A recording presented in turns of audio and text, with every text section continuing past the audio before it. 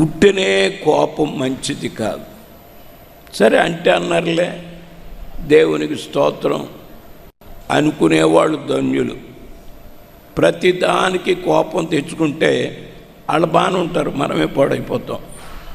తన కోపమే తన శత్రువు, తన శాంతమే తనకు రక్ష. దయ చుట్టంబవు, తన సంతోషమే స్వర్గము. సంతోషంగా ఉంటే అదే పరలోకం.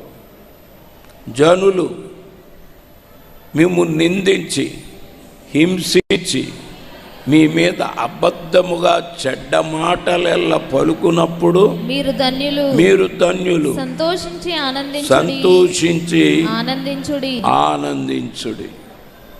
దేవుని ప్రజలారా, అన్ని వేళలా మనం సంతోషించాలి. మేలులే కలుగుతాయి అనుకోవద్దు. కొన్నిసార్లు కష్టాలు కూడా వస్తాయి, నష్టాలు కూడా వస్తాయి, బాధలు కూడా వస్తాయి. అవి మనల్ని ఏమీ చేయలేవు. మనం ఎప్పుడు సంతోషంగా ఉంటామో అవి ఓడిపోతే మనం జయిస్తాం. దేవునికి స్తోత్రం.